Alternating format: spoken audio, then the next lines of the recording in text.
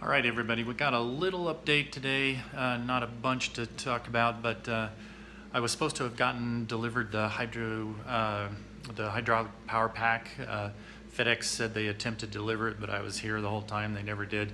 So I had to redirect it, and we'll try to pick it up tomorrow. In the meantime, I've been kind of struggling with trying to figure out how to get a dual action hydraulic cylinder to run with this.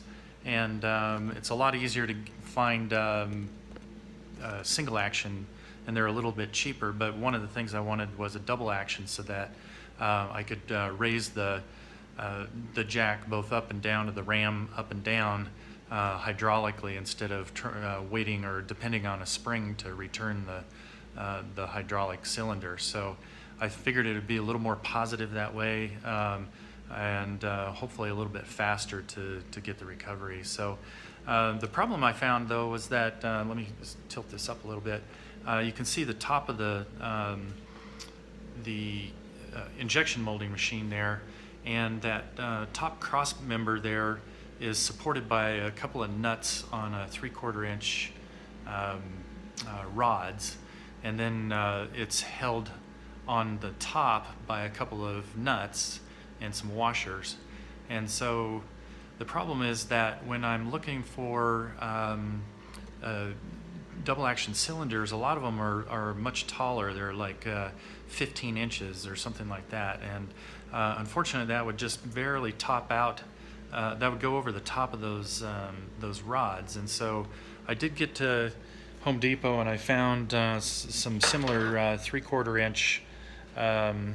This is basically a 3/4 inch threaded rod that has got a 10 thread pitch on it, which matches the rods up there. I measured those, and so I was able to get those for just a few bucks. It wasn't much, and unfortunately my Home Depot did not have the threaded couplers that I would need. So my plan is to basically put threaded couplers up on these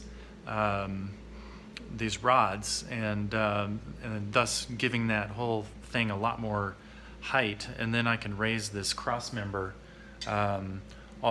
probably above the coupled nuts, and then put in like a 15 to 20 inch double action ram.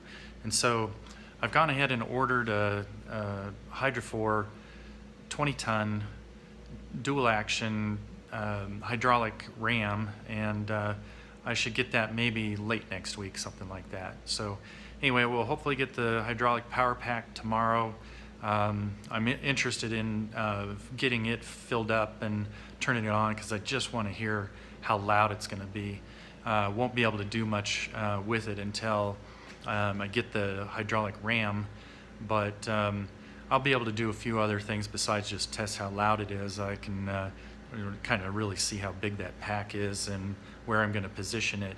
And then also, I don't know for sure how long the hoses are on it, so it's possible I may need to do some work to extend the hoses to reach up as far as this goes. So anyway, there will be a few things to do with the hydraulic power pack when it comes in tomorrow.